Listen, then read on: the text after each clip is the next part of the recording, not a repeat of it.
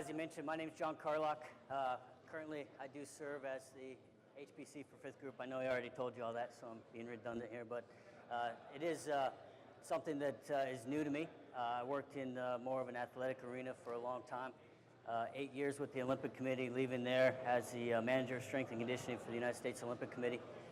Just during that time, I had the opportunity to work with Olympians in 20 different disciplines. I attended 3 Olympic Games as a coach, as a employee of the Olympic Committee, and there were some really amazing opportunities through that. I took the position that I have now 2 years ago, and honestly haven't thought twice about it, and I'm sharing some of that with you because we do have a lot of open positions. I know Mark Stevenson has already put in his blurb for the strength and conditioning professionals, the PTs that are working with the soft community, and I would encourage anybody that has interest working with that community to speak to Athletes Performance. They'll be housing our contracts. Mine is actually a GS position, but all of our strength and conditioning coaches, our PTs that are working with us now are on contract, and AP will be holding that. So if you do have interest in that, I would encourage you to go speak to them. And then ultimately, if you want to have any questions answered about what we actually do, there are certainly opportunities for us to chat about that afterwards. I have Sean Suttles with me. He's captain in the Army with us. He actually is a Green Beret himself. He's going to be helping us demonstrate. If anybody wants to come up and participate, we're going to learn how to do power clean today, potentially depending on how it goes and what kind of time we have. We'll try to get into some snatch progressions as well, which are very similar. We only have 4 bars. If anybody does want to come up, I'd encourage you to do that. They are a little bit oily, so I learned that just a few minutes ago myself. Not really conducive to lifting heavy weights, but most of what we're going to do is just with a barbell anyway, so we're not going to load them up. So I don't know if anybody wants to come up. If you don't, that's going to put a whole lot of pressure on Sean to demonstrate. So yeah, if you'd like to, we can come on up, and I'll go ahead and get started. So 4 or 5 people that want to try it out, we'll give it a go. If more want to, certainly we can jump in and practice on some of these other bars. This is good. It'll relieve some stress for Sean, I'm sure. He's a physical therapist, so you know how that goes, right? It's not a lot of lifting experience. I'm just joking. A couple of things. So, you know, there's often a lot of questions about why would we want to use Olympic lifts or variations of those with a tactical athlete or with a firefighter, a police officer. It's really a couple of things that are really important to me to share with you. Number one, the clean and jerk, the snatch, specifically a dip and drive portion of a jerk, a second pull on a snatch are the 2 most powerful movements in sport, bar none. 2 most powerful movements in sport. That's not when I do it. It's not when Sean does it, but when we have our elite athletes doing these lifts in competition, the most powerful movements in sport, okay? That's something that's really important because a lot of times we start thinking about power and what it means to us. Power is a rate of work, how quickly you can get work done. If you can get work done, you know, if it's a race situation, if I can get my body down the track, if I can get my body to a ball faster than my opponent can, that's the rate of work, right? That's how quickly I can get that work done. That's really important when we start thinking about a race situation, right? If I can get my body down the track, as I mentioned, faster than somebody else, I win the race. If I start thinking about what that means for a tactical person that's carrying a load, I really now have to start thinking about not only power, but I need to start thinking about acceleration, force, right? So acceleration, being able to get started, get my body up to speed, just the physics of it, right? If you look at what it is, acceleration equals force divided by mass, right? So that's a relative strength, how strong you are relative to your body. That's a really important concept because a lot of people miss that sometimes. So if I want to accelerate my body, I have to be strong relative to my body, right? Now when I start adding kit, right, if it's a fire hose or if it's a combat vest or something like that, a rucksack, I have to be strong not only relative to my body, but relative to the system that I've created, right? So now I have to be strong relative to this load and my body. When you start thinking about, again, power, these Olympic lifts, it seems just logical, not even getting into any science of it, but if I want to be powerful, I'd incorporate those sporting movements that are very powerful. If I start thinking about what they do for me from a strength standpoint, if I get stronger, I get stronger relative to this system right here and then whatever I have to carry, then I ought to be able to win a foot race or a movement better because I can accelerate and I'm much more powerful. The other thing is that you'll start talking about, you know, force vectors and all the other stuff that's important to us, but when you think about the reality of life is there's only one constant force on us, right? And that's gravity. What direction does it pull? It pulls it straight down. So to be good at moving, be good at moving fast, I need to be able to counteract that force that's pulling me down by being strong vertically. And it really doesn't matter a lot of things in terms of which direction I'm applying that force when gravity's always pulling me down, right? Maybe sounds like a little bit of a simplistic argument, but the reality is that that's what's important to us when we're moving our bodies. And when we have to move fast, there's only a couple of ways to really get into fast twitch muscle fibers, right? So we either have to lift something really heavy, or we have to move a load very quickly. And so when you think about all that stuff, the Olympic lifts and their variations actually fit a very important bill for us in terms of thinking about movement patterns, being strong, being capable. So we incorporate a lot of this into what we do. Now, the problem with the lifts is that they are very technical, and no matter what anybody tells you, to perfect the lifts, it does take a professional that knows what they're doing, that's had some experience, to be able to teach you how to do that correctly, to be able to teach you how to do that safely. Now, I say that if you look at competitive hours, so hours of participation in the Olympic movement, when you look at all the sports, whether it's soccer or football, the Olympic lifts actually are some of the safest movements that are participated in the sport. So if you look at participation hours, injuries, now there's some other things that maybe compromise some of that in the day. We're actually talking about the sport of movement. You see some of the fewest injury rates in all sports. And that's true. Let's check that out. Some of the sports that are a little safer, we're talking about shooting, we're talking about archery, either air rifle, pistol, things that are hardly ever dangerous. These targets that are down away from us. But really, they are pretty safe when we do them correctly. So there's not an inherently dangerous lift in the Olympic Games. There's some very dangerous techniques. So that's first and foremost, is that we need to make sure we're protecting ourselves. And in my mind, we can start thinking about this. The techniques that we teach for protecting ourselves, we use a bracing technique for the midsection. I don't need to get into any arguments with anybody about other times when it's appropriate when we're drawing techniques, trying to transfer that balance, when we're lifting a heavy load, when we're supporting that on the shoulders or over our head. We're generally going to be best prepared for that and it's more of a bracing technique. And the way that we do that, we're going to think about keeping our back flat at minimum and maybe a slight arch in our back. So we're going to think, you guys can start practicing this here. We're going to think about pulling our butt to the back of our head. I'm exaggerating, I don't need to see anybody exaggerate position, but by thinking about pulling your rear end back to your head, you're contracting the rectus of the spine. That helps to support the lower back and the lumbar spine. So we want to make sure that we're in that position. So we're going to, again, think about just pulling our rear end to the back of our head. Arch doesn't need to be exaggerated, but we at least want to keep it flat. So I'm going to squeeze those muscles really tight. To learn how to do that, we create that natural curve in the lower spine. The next piece that we want to do is we want to protect our upper back, and so the best we can, we're going to work on pinning our shoulders back. So we want to think about pinching our shoulder blades back. I always tell people that I work with, this is kind of like I'm trying to bow up for the beach, right? But it's actually a really secure position, you know? It's not necessarily aesthetically pleasing when we start thinking about dance or gymnastics or anything like that, and it might not be appropriate in those situations, but for lifting a heavy load, it certainly is. The next piece, we're going to take a big breath of air. We're going to try to fill up with just as much air as we can. That increases the intra-abdominal pressure, which also helps to stabilize the spine. Okay, so what we're kind of looking at is being in this position here the whole time we lift. We want to keep those shoulder blades back. Now, there might certainly be a time when our shoulder blades get pulled forward, but as best we can, as long as we can, we want to keep the shoulder blades pinned back, because that helps to strengthen the rhomboids, helps to strengthen the muscles of the upper back to keep us in a really good position. Okay?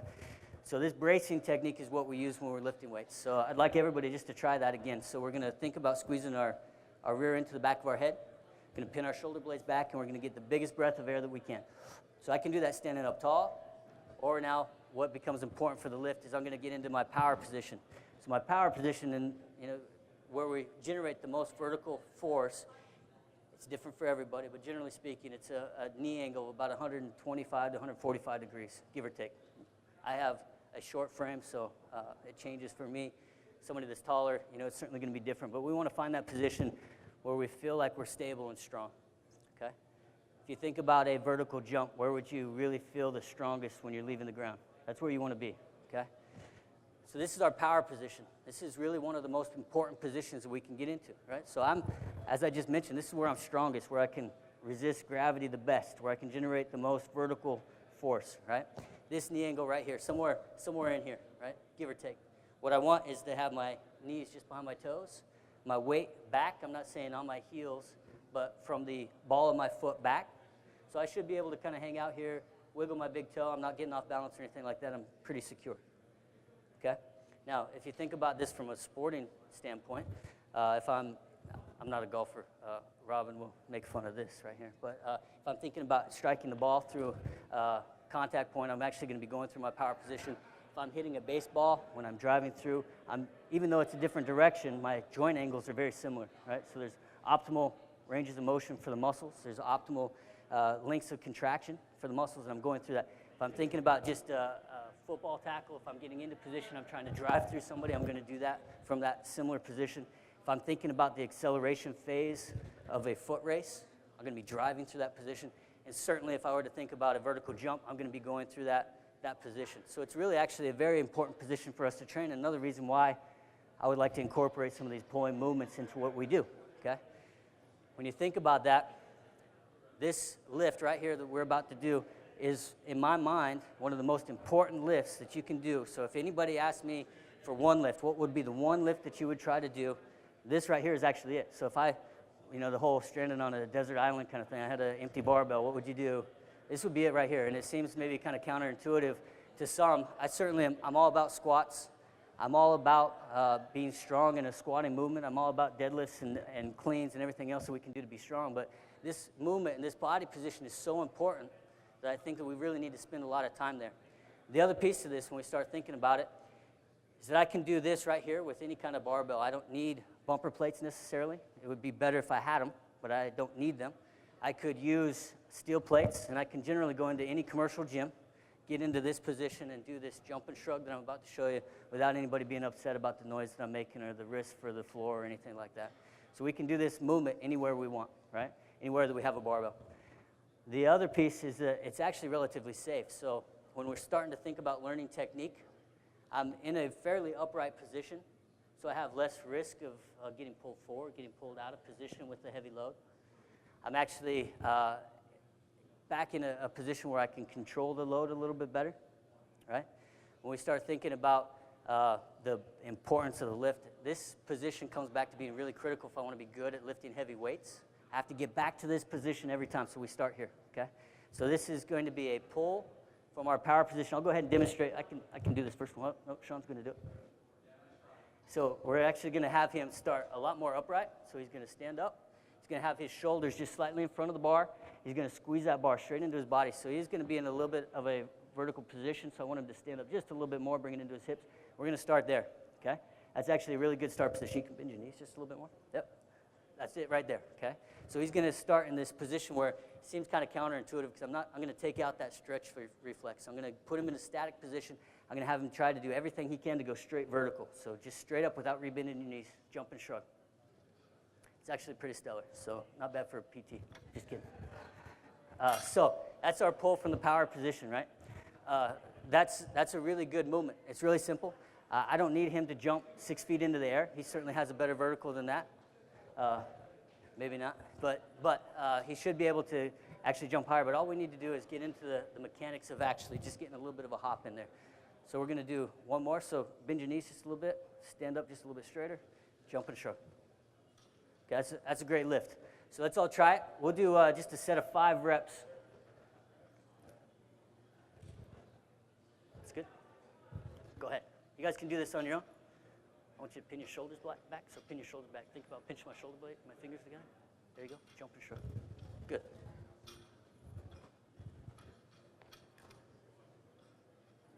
That's good. So you're leaning back just a little bit. If you could give me one more and try to go straight vertical without leaning back. That's not bad. Go ahead and drop it down for me for just a second. So a couple of things. When I start thinking about gravity again, right? When I'm standing up and I'm thinking about my center mass, when I'm standing upright, it's right around my belly button, okay? So if I'm standing upright and I'm thinking about where my center mass is, it's right around my belly button. As soon as I pick any object up, anything, it automatically shifts my center of balance towards that object, right? So in this case, the barbell is trying to pull me down and forward. Now, again, intuitively, to counteract that, I need to be pulling up and maybe backwards. I think that's sometimes gets us into trouble with our lifting technique where we start thinking about pulling back this way. What I want everybody to think about is going as straight up and down as you can, okay? And I also want you to think about keeping the bar as close to your body as you can. So initially, you might have seen that Sean had a little bit of separation, right? There's just a little bit of space in between him and the bar. To correct that, what we want to do is think about a pullover motion. So if I'm doing a paddle, we've probably all done bodybuilding exercises. A technique that I can use, my hands are cold, I'm sorry. I'm going to push his arm forward, and I want you to resist me. Don't let me push your arm forward. Okay, so now he's going to feel his lats tighten up back here. Can you feel that? So when you're doing this lift, I want you to actually think about squeezing your lats like you would for a pullover, and that's actually going to help keep that bar. So I'm going to push your arm forward. Can you feel your lats tighten up? Okay, so again, I'm not trying to think about pulling the bar through my body. I just want to keep it tight to my body. So an isometric contraction, thinking about pulling it into my hips. Now, look what that does. If I just relax my arms, they tend to want to come forward anyway, right? If I just squeeze my lats, that automatically pulls it in. It's going to help me keep it close to me. It's going to protect me even further when I'm thinking about these Olympic lifts. So let's give it a shot. What I want you to concentrate is being nearly tall, squeezing those lats, and getting set for each rep. So we're going to get a nice big breath of air and go straight up and down. That's really good. I like it. It's good. Try to leave the ground just a little bit, perfect. So this doesn't look too dangerous, right? It's a pretty simple exercise. Something you guys can put the bar down. We're actually, if you think about what a plyometric exercise is, we're taking some of that stretch out, but we're going to add to it in just a second. Olympic lifts are plyometric exercises, but now we're doing it under load. So if I want to be powerful again, I'm having to generate speed fairly quickly. The reason we teach it with the jump is because we're actually going to be getting into the mechanics of a jump, and we want to be thinking about moving like we would in a vertical jump, right? But ultimately, when we get into it, for safety's sake, once we start adding load or getting up to a reasonable weight, I take the jump out. But I want everybody to always be thinking about that vertical jump and the mechanics of the jump. So what we're going to do one more, and I want to make sure that everybody's squeezing their lats, getting set for each rep. So take your time in between. Do a set of 5 reps for me. And this time I want you to think about getting maximal extension. So you hear some people talk about triple extension and a lot of things that get confused now. I just want you to get as tall as you can, trying to shrug all the way to your ears. It's good. It's good. It's great.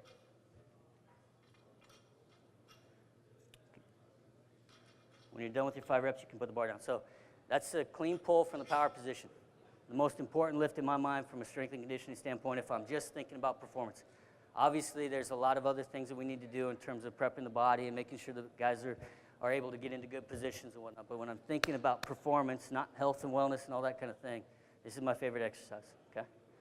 We're going to add to it just a little bit. So one of the things that we learned, and this is something that I haven't mentioned, but we actually, just standing here, this is actually okay. It's all right. Couple of things that I noticed and something that we want to correct. Generally speaking, when we're setting up for this, we want our toes in this pulling position to be straight ahead. Now, ultimately, your glutes are the strongest muscles in the body, right? Should be. They are external rotators of the hips, so they naturally, when I contract hard, I'm going to externally rotate somewhat. So if you watch a lot of people, there's a lot of people who will tell you that when you're running straight ahead. Watch any elite runner, any elite sprinter, and you're going to see if you're watching straight ahead, there's going to be external rotation of the hip at toe off. It's very hard to take that out. Can't generally do it, right? So when we think about that, it's a natural movement for your feet to want to go out. When we're doing squats and things like that, it's okay. I don't mind it. For the purposes of this pull, I want the toe straight ahead.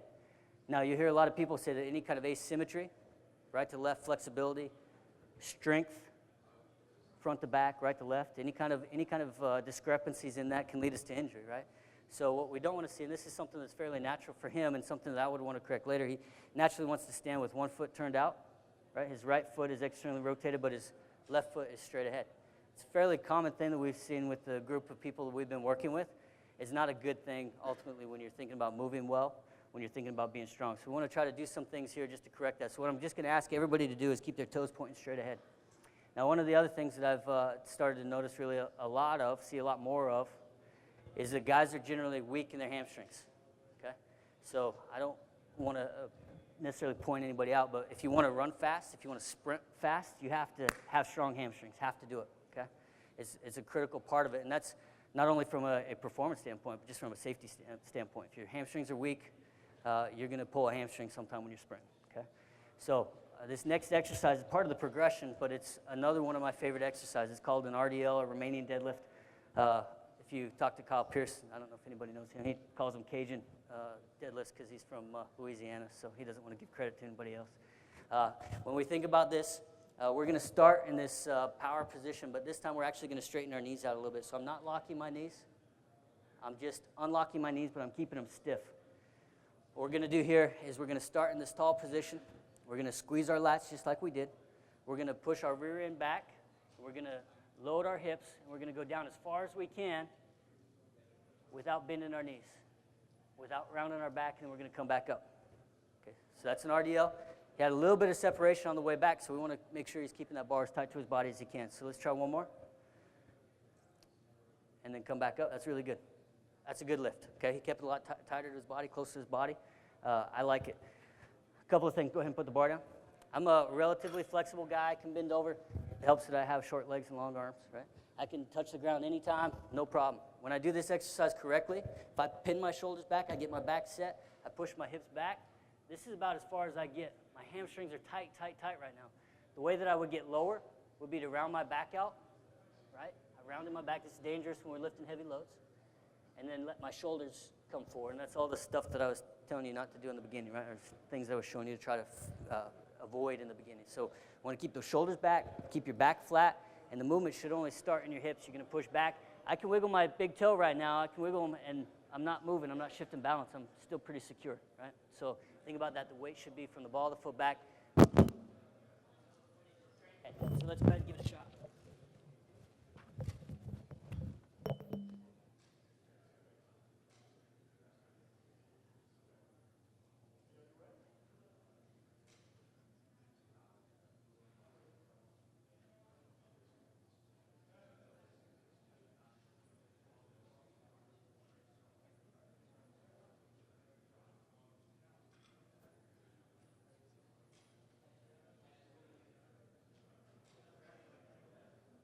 Did I get it on?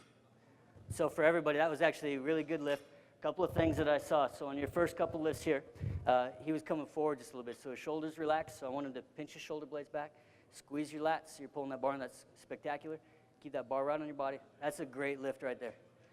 Now again, you want to go down. We generally tell people to go down until they feel an uncomfortable, not painful stretch and come back up. So let's try one more. Show me one more.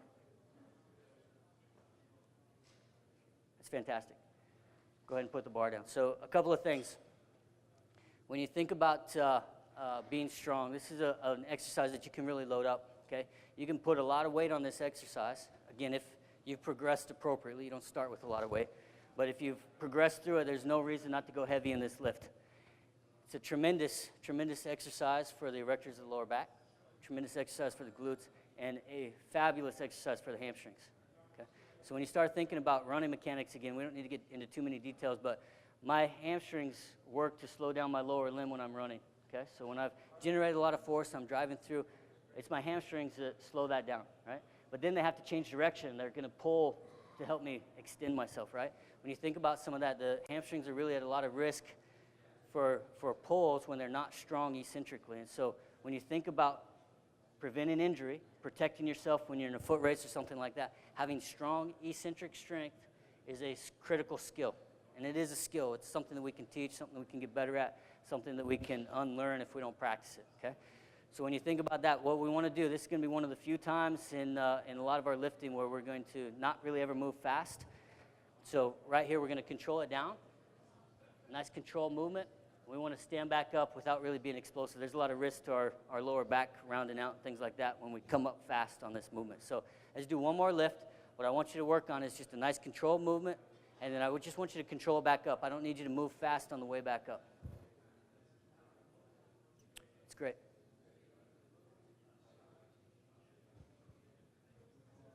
In everybody's way.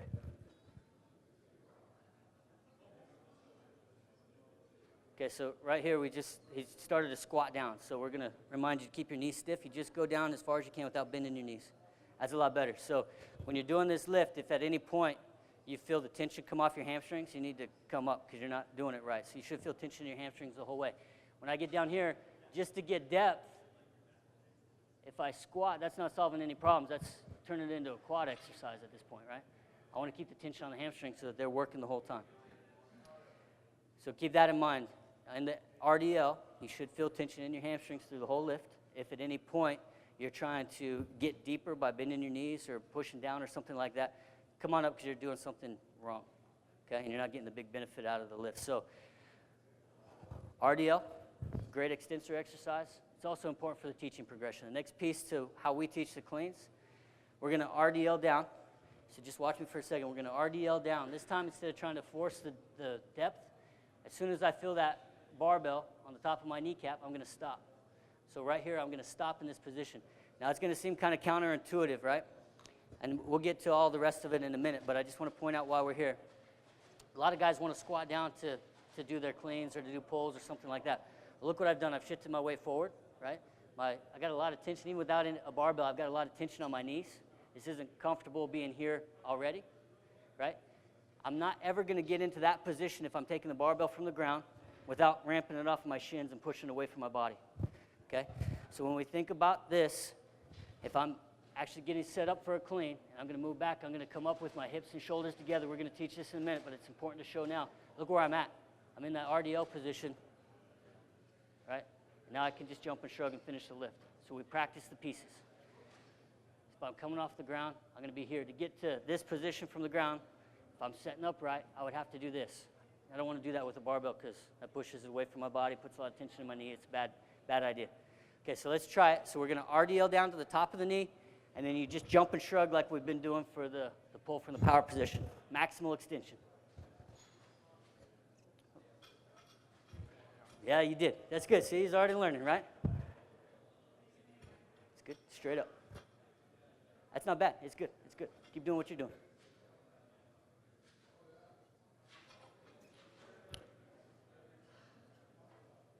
It's good. Go ahead and put the bar down. I want to show you something. It's good. Okay, so one thing that's happening over here is that he's starting to kind of anticipate what he's trying to do. Rather than just jumping, right? He's kind of got a hitch in there where he's starting to try to go before he actually goes vertical. So from this position, what we want to think about is just jumping, right? So if I'm in this position and I want to jump, right? If I just throw my back, I'm not going to get very high. From this position, I need to get my knees back to under me so that I can jump vertical, okay? So what I want you guys to work on, we're going to do one more set, 5 reps. I want you to RDL down to the knee. I want you to stop. Make sure that your weight's back, your hips are back, just like you would for an RDL. Squeeze those lats so that you're pulling that bar tight to your body. And then from here, we're just going to go vertical. So we just go straight up. Let's give it a shot. 5 reps. There's a transfer of weight from your heels to the midfoot. Sure. I'll point that out in just a second. Just try to concentrate on jumping. That's pretty good. That's better. Just jump.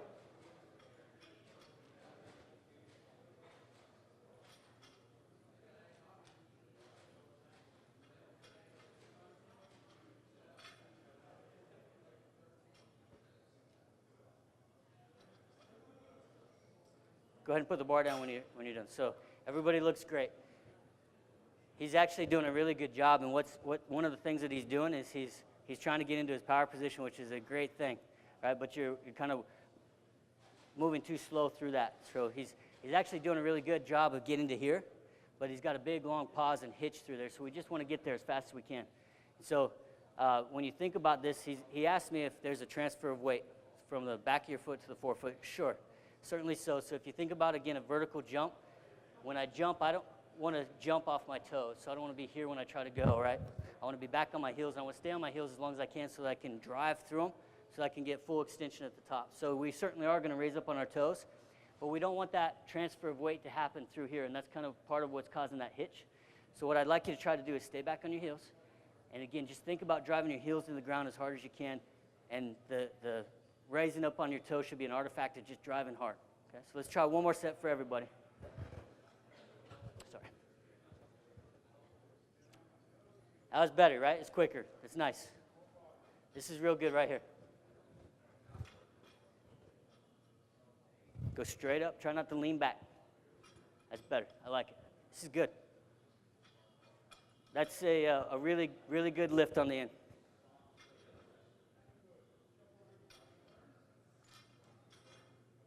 Feel like you're at risk for injury? Okay, good. He looks spectacular, right? That's really, really good. So again, it's all about progressions. If you've never lifted, we don't need to pile on 100 pounds, 150 pounds, 250 pounds on our first day of doing pulls, or I don't know how often you've lifted before, but what he's doing is really good. So we can learn how to do the technique with the bar. And you'll hear some guys that'll tell you, I don't feel like my technique's the same until I put some weight on there. That's kind of a cop-out. We really should be able to do all the lifts with the light load. We should be able to get into good positions. Now, some guys are really tight. Sometimes having a little bit of extra weight on there helps them to get down, but it's probably not the best choice, right? We should be thinking about doing the movements perfect with the light load, then we can progress. So right now, this is actually a really, really good segue into some of the things we're going to do. We're going to get into a deadlift, and we don't have the bumpers right now, so we're going to pretend, and we're going to start with our body. We can do this without even grabbing the bar. So when we do a deadlift, and we're going to do a clean deadlift just so we can practice positions, I actually like everybody to get set up without grabbing the bar, so I'm going to start by just pushing my weight back. I should be able to hang out in this position with my shoulders in front of my knees, my shoulders higher than my hips higher than my knees. I should be able to hang out here all day. I feel pretty comfortable. Now, I might not be able to quite reach the bar if I had the plates on there. The way that I would want to get down wouldn't be to sit back and squat back. Now I'm off balance, and I'm not going to be able to stay there very long. What I actually want to do is I want to get into this position. If I can't reach the bar from here, I want to think about squashing down. So I'm going to push my hips straight down so that I get into that position to grab the bar, okay? So this is going to be my start position. Again, I can hang out here for a while. I'm pretty secure. What we start seeing a lot of guys do is they start thinking about getting down to the bar, and then they're off balance, and they use the bar for a counterweight to keep them into position. That's generally a mistake. So we should be able to find our start position just by finding a place where we're bent over and pretty secure. So let me have you all try to just get into what you would feel like would be your deadlift position without using the bar. So this is actually stellar. Can everybody just turn and face me for a second? Actually, turn towards the middle, I guess. Yep. So look at these positions. These are actually really good. Now, he's tall, and you can imagine if we had 10-pound or 10-kilo plates, he's probably not going to reach it from there. And so what I would ask him to do would be to squash down. So he's going to push this way. Do you see what happens there? He didn't sit back. He just pushed his hips down. Now he's going to be able to grab that bar, okay? That's a really, really good position. What I would want here would be to raise his hips up just a little bit. Perfect, right? And see, they're actually in pretty good position where they can hang out. They might be getting tired, but that's where we want to be. So this is good. That's our start position for a deadlift. And if we need to get lower again, we squash. Okay, so we're going to do the same thing, but we're going to use the bar. And we don't need the plates. We can pretend here, right? So what I want you guys to do, we're just going to do a deadlift from the ground. We're going to start by raising our hips and shoulders at the same time. I'm going to be back in that RDL position. We're not going to do anything else but bring our hips through, okay? So we're going to start with the barbell, about shin height, mid-shin height. We're going to push our hips back, stand up hips and shoulders together, push our hips through. Let's do 5 reps. So again, you're going to need to drop your butt. That's good. Yep. It's fantastic. So hips and shoulders come up together. Bring your hips through. These guys are stellar.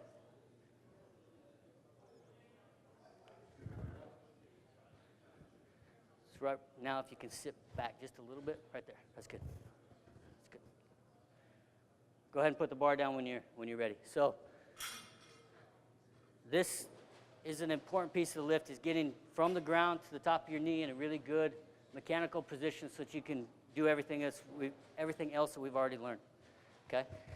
So what we're going to do now is we're going to take that bar from the ground, and we're going to do a couple of things in the next couple sets, but we're going to really work around getting around our knee in really good positions so that we're in a good, stable position without creating any undue fatigue, but also without getting out of position where we're going to get pulled forward or away from the bar, okay? So for the first one we're going to do, we're actually going to go back to the clean pull, okay? We'll see what happens. If it's not good, I'll show you how we can make some corrections. We're going to start here. We're going to push those knees back, and I want this to be controlled. I just want you to be in a perfect position. Once you get to the top of your knee, you should feel like you're in that RDL position. I just want you to jump and shrug, okay? Let's try that. So real slow off the ground, control it, and jump and shrug once you get past your knee. So make sure you're in a good start position, back's nice and flat. Yep. That's good. Make sure you're going straight up. You're leaning back a little bit still. Straight up. 5 reps and then rest.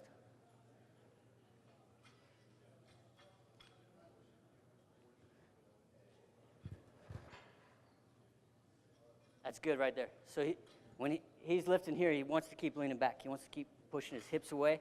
When we get it low, that's going to bucket away from us. You know, we're not baling hay, so we don't want to do that. We want to keep it tight to our body and go straight up. It's good. One of the problems that he's having here is he's still letting his shoulders relax at the top, so we need to work on just pinning those shoulder blades back as tight as we can. That'll help keep that bar tight to your body and keep it from getting pushed away. So we got 2 different issues that are letting the bar get away from our bodies, which are going to cause problems. Again, pulling back, leaning back, and then his shoulders are forward, so he's got separation when he's coming through his power position. I'm exaggerating, it's not this bad. Your list looks spectacular. On your 3rd rep, you got pulled forward. I don't know if you were off balance. Okay, so what happened there is that he started everything too early. Okay, so there's a lot going on. I'm trying to keep track of it. But when he started his lift, he actually got pulled forward and he started lifting too early. He started to go vertical too early. So what we need to do is have you, and you corrected it yourself, but just be a little bit more patient. So when he gets past his knees, he's going to just try to be a little bit more patient before he goes vertical. And I know that's counter to what I just said over here, because earlier he was kind of hitching, he's waiting too long. We got to find that balance, right? So that's what you need to work on for these next sets, is just waiting just a little bit longer. We're going to do what I call, not just me, but what people call a 3-position clean pull around the knee, okay? So you'll notice when people start lifting, a lot of times they're much better at lifting in a power clean. They can lift more weight from a hang position, right? So they can get through here and they look great. When they go from the ground, they look terrible, and they lift less weight from the ground. That shouldn't happen. I mean, if you're coming off the ground, you've already got momentum going into your power position. You got a lot more speed generated. You should lift more weight from the ground, and elite lifters certainly do. The reason that people don't, oftentimes, is that they get out of position, so they're not in these good positions that we've been training when they go from the ground. So what we're going to do is we're going to really work on being in these good positions. So what we're going to do, we're going to do a clean pull, just a pull from the top of the knee like we did, right? We're going to just jump and shrug from there. The next one we're going to do, we're actually going to go all the way down past the knee. So you're going to get past the knee, and I just want you to bend your knees a little bit. So it's not an RDL now. We're just getting past the knee. We're just going to sit back just a little bit, just a tiny bit. Now, to get past there, all I want to do is I want to push my hips back, my knees back, and come up with my hips and shoulders at the same time. Now, where am I at? I'm back in that RDL position from the top of the knee, right? So we're always working the same positions, trying to get back to the same positions that we started. So I'm here. I'm going to push those knees back. I'm in a good position. I want to jump and shrug. So it'll look like this. We're going to RDL down, push those hips back, push the knees back, jump and shrug. So I want that piece right around the knee to be real slow and controlled, okay? And then we're going to do one from the ground. So we're going to go all the way down, again, pretending that we had plates on the bars. We're going to get back in that start position. Again, if I feel like I'm a little high, I'm just going to squash. Now I'm going to stand up just like we did for the deadlifts. I'm going to keep my shoulders and hips coming up together. I'm going to get back to that RDL position real slow, controlled. Once I get there, I'm going to jump and shrug. Okay. If you notice, I just rounded my shoulders forward. That's bad, right? I just said don't do that. Okay, so keep those shoulders pinned back. Let's give it a shot. So we're going to do 3-position clean pull. One from the top of the knee, one below the knee, one from what would be the ground. That's better. There's a couple of things I'll point out in a second. Real slow, go. That was a great lift right there. Spectacular. I like it. All the way from the ground, push your hips down. Yep.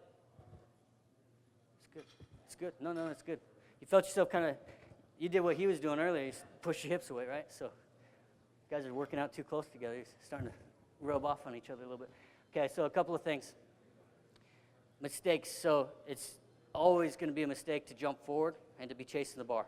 Because, again, that means the bar is controlling us. We're not controlling the bar. Right? It's pulling us down and forward. If we jump forward, we're allowing it to control us.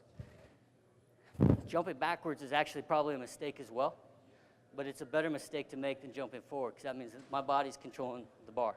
What we really like to do is kind of keep our feet still, where we're just jumping up and down, maybe shifting them out to a squat stance. We don't need to get that complicated in terms of this, but a couple of you, I saw you jump back a little bit and you're shaking your head, but it's actually a better lift because he's getting big extension on it, and he's controlling it, so it's better than getting pulled forward. So I actually like that, and it happened to you too, right?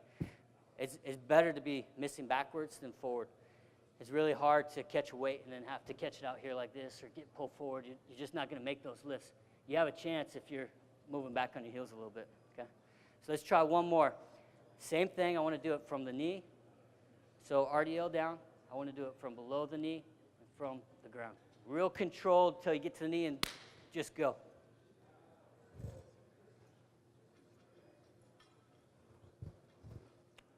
Man.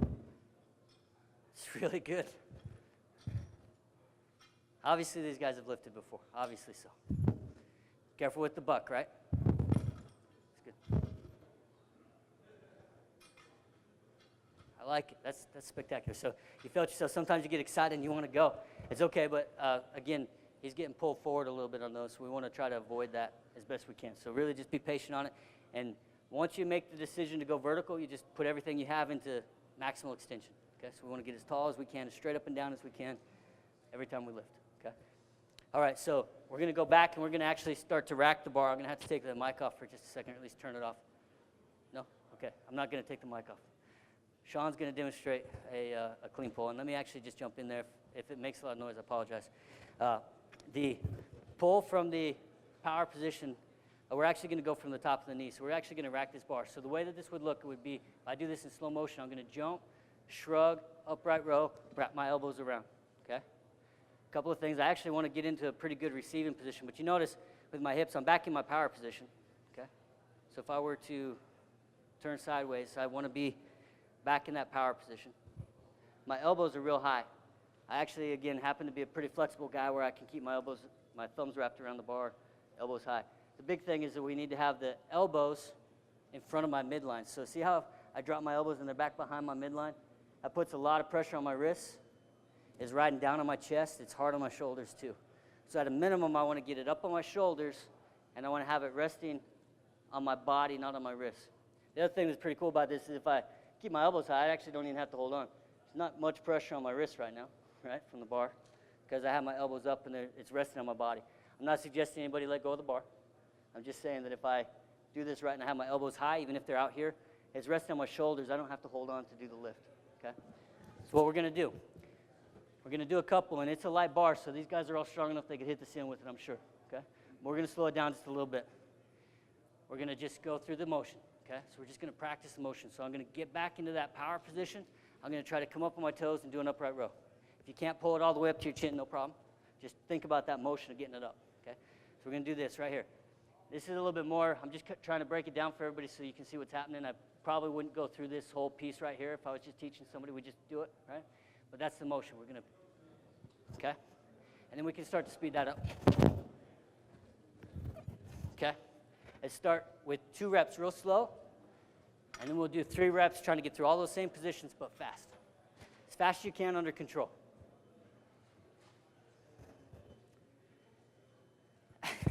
Look at that. That's good stuff. He didn't do it as slow as I said, but he did a really good job. That's good. Yep. Yep. I like it. It's good. Good. Go ahead and put the bar down. So a couple of things about this lift. When we get here, and this is my fault, you don't have to leave the ground on this one just because it's going to be real hard to be up in the air and then bring up the upper row. So we still want to get the big extension, and ultimately we're still going to be pulling really hard. When we use this as a teaching piece, though, we don't need to leave the ground on the high pull piece of it. So this is a high pull from the hang, right? That's going to be real awkward. And a couple of things about this, and this is something that's really important. When you start seeing guys lift weights, a lot of times they're moving their bodies really fast, but they're not really doing much for bar speed. So you start to see a lot of this, right? Right? And you see cleans like that. Well, my body's moving fast, but I'm not doing anything to lift the bar up high, right? I'm moving my body. I'm not putting much speed into the bar.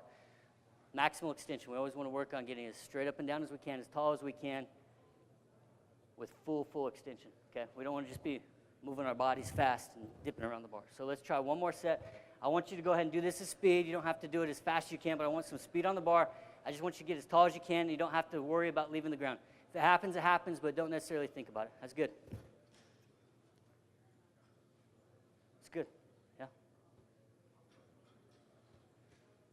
It's good.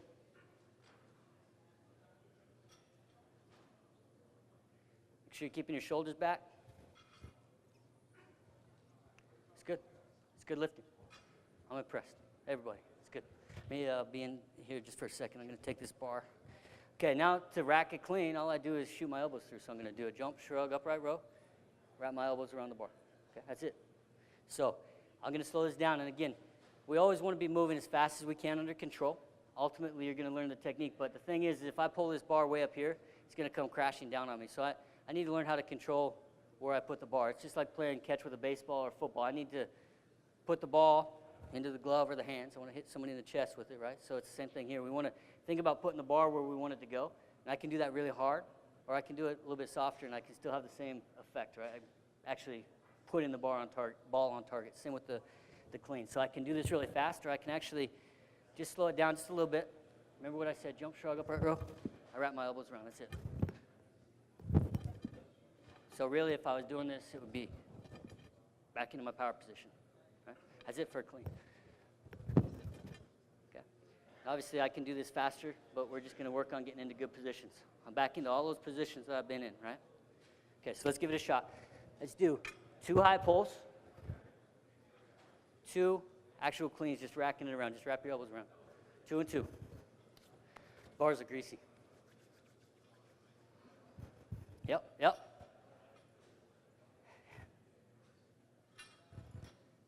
That's a power clean. Yeah. That's good.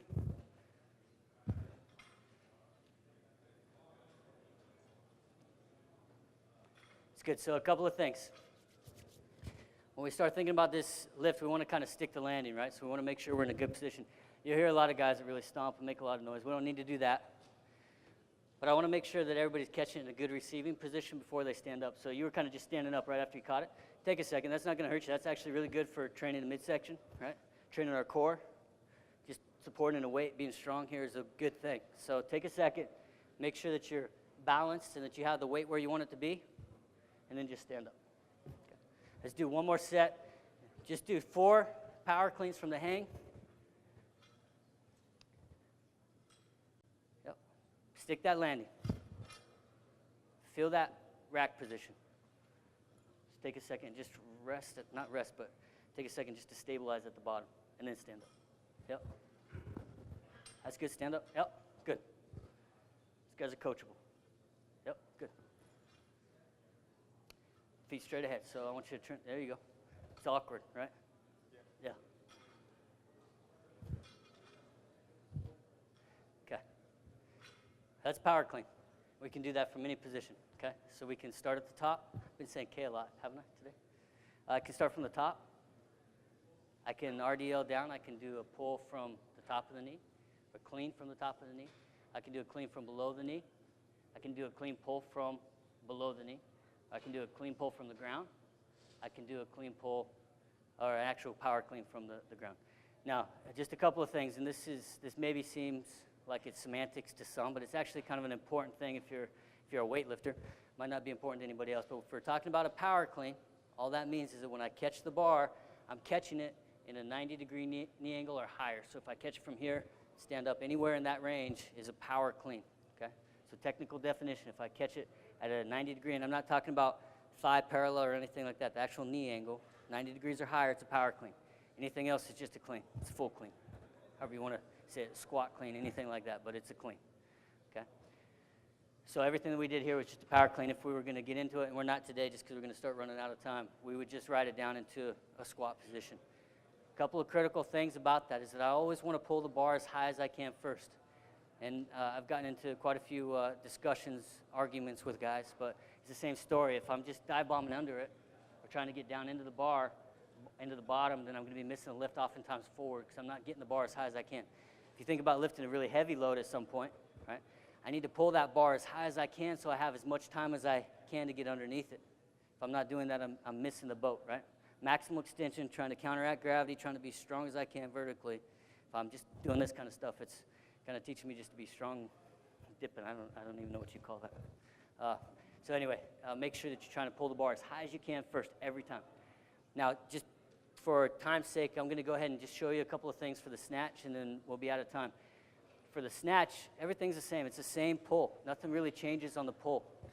When we get set up for it, the easiest way to find my snatch grip we can do all kinds of different measurements from elbow to elbow or whatever. But the easiest way is just to get into my power position, because we all have different limb lengths, all that kind of thing. I want to put that bar into kind of the crease of my hip. So I have kind of a soft spot above my pubic bone, below my hip bone, where I got a little bit of padding, or at least something that's not going to be bony, that's going to hurt when I hit it. And I can put it in that position, and that's my snatch grip. So when I grab this bar, if I were to grab the bar in my clean position, so this is about my clean grip for me, it hits me just about mid-thigh, a little bit higher than mid-thigh when I'm doing my clean. Now to find my snatch grip, I just move my hands out. Now right now it's going to be pretty uncomfortable if I hit myself with it, but if I move my hands out just a little bit wider, that puts it right into the crease of my hip. If I'm keeping my shoulders pinned back, put it in there, now I'm going to be in a pretty good position, and this is my snatch grip, okay? That's it. So let's go ahead and, these bars are really greasy. Let's go ahead and find your snatch grip. So just move your hands out until you get into the crease of your hip. So it looks like you're tall enough you can move. That's where I have my hands just about, right? So move your hands out a little bit wider. It's good. That actually looks pretty good. So that's snatch grip. That's the easiest way to find it. Go ahead and put the bars down just for a second. So when you're thinking about that, that's going to be your grip for your snatches and your overhead squats. You'll see some people that will start an overhead squat with a very narrow grip. It's really hard actually to stabilize that bar with a narrow grip. It's hard on my shoulders. By just moving them out a little bit, I kind of open up my shoulder blades, my scapula, so I can get in a pretty good position. It's a lot easier to stabilize with that wider grip. Okay, so your snatch grip is what you should use if you're doing overhead squats or anything like that, with few exceptions. I mean, if you have an injury or something like that, we might need to change it. The other thing is that you have a lot of leeway here, so you can find what feels relatively comfortable. These are just starting points, right? We want to make sure that you're in a pretty good position. If you're moving it out a quarter of an inch, a half an inch, you can do that with no problem. Just make sure you're not going to hit anything important when you're going through that power position, right? And then also that you're in a position where you can stabilize pretty tight. Okay, so what we're going to do, we're just going to run through all these real quick, and we'll be done. We're going to do, and they should know how to do all this, just with the snatch grip now, we're going to do a pull, just a pull from the power position. Jump and shrug, that's all it is. Beautiful, that's the snatch pull, right? So we just didn't do anything else other than teach them how to do cleans. Now they can do pulls. We need to start a little bit higher because we're in the power position. So two guys on the end, we need to stand up tall. Just push your hips back. Yep.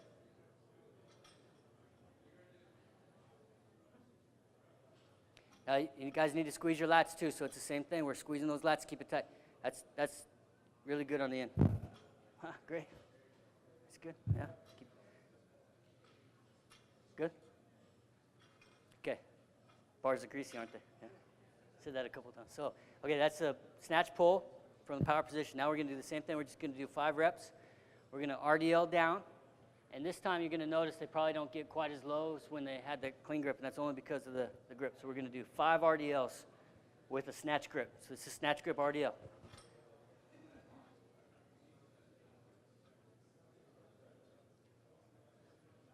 Make sure you're keeping those knees stiff and the bar right on your body. On the end, that's spectacular. It's good lifting. Try to push your butt back just a little bit more. There you go, there you go. Yep. It's good lifting, good lifting. 5 reps and rest. So there's not really any defined range of motion. We'd like to be trying to get below the knee. But we don't necessarily have to say, okay, like you have to take this all the way from the ground or you have to take it to mid-shin or anything like that. It's whatever your flexibility determines or allows you to do as far as depth. So I've honestly seen some triathletes, some distance runners, that was the range of motion they had for their RDL and their hamstrings were tight, tight, tight. Couldn't even bend over and touch their knees. That's not a good thing, but it's true. So that's their range of motion for the RDL. That doesn't mean we don't do RDLs. That just means that we work on our limited range of motion when we're doing them, okay? Let's do a snatch grip pull from the top of the knee. So we're going to RDL down to the top of the knee, pause, make sure your back's tight, squeezing those lats, jump and shrug.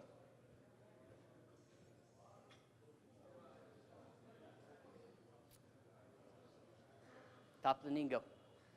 It's good lifting, good lifting, good lifting. Yeah. That's a snatch pull from the top of the knee. Snatch pull. Didn't come out right the first time there. Close. Snatch pull from the top of the knee. Good. I like it. That's good lifting. Okay. Snatch pull from the top of the knee. Now, to get into our snatch position, we're going to have to imagine plates on the bar again. When we get down, I'm actually going to try to squash down again. You'll see a lot of guys that really squat down and get way back here, and again, that's all the things that are wrong. I'm off balance, hard to stabilize. So I want to get in my good position, and again, if you don't feel like that bar is where it would be with the plates, squash to push yourself down. We're going to do a pull from the ground, and we're going to call it good, and I'll answer some questions, but we're just going to push those hips back, shoulders and hips come up together. Once I get to the top of the knee, jump and shrug. We don't need to worry about racking it today. Any of these lifts we should be able to do without much harassment at Global Gym, I think is the slow and controlled, past the knee, jump and shrug. It's good lifting. Maximal extension, straight up and down. Pretty good. Yep, yep. It's good. I like it. It's good lifting. It's good. Okay, so I really like it. These guys are doing a great job. A couple of things. Again, the Olympic lifts, most powerful movements in sport. Not when I do it, not when, and no offense, but not when these guys are doing it, right? But when we get our elite Olympic lifters doing it, those are the most powerful movements in sport. If you ever think that you need to be powerful, which again, it's a rate of work, so we should all believe we should be powerful, then we should be thinking about really incorporating some of these lifts. So power is one of the most important, if not the most important aspect, trainable aspects of sports. So if we're coaches trying to make a big improvement, strength and conditioning coaches, get away from the sport, but trying to make a big improvement, power is probably the most important critical concept in training sport. So if you think about an absolute power, being strong one time, that might help me out in a foot race to 100 meters or 40 meters or something like that. If I'm starting to think about a marathon or something like that, power is still critical, still ready to work, but now my average power over the course of that distance ends up being important.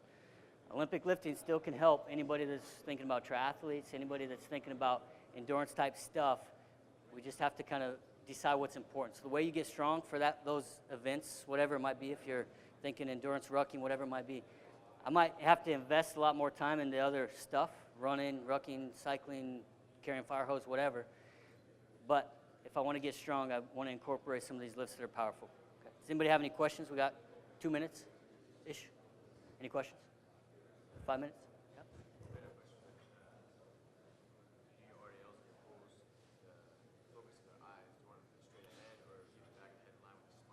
Yeah, sure.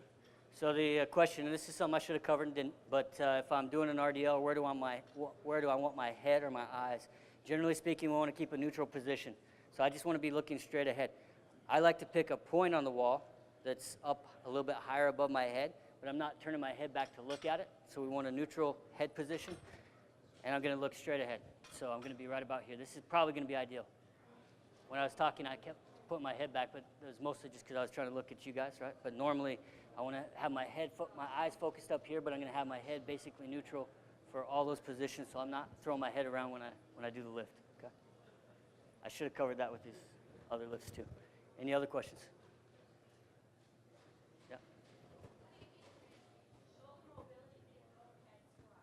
Sure. So a lot of times it's really just about practicing that.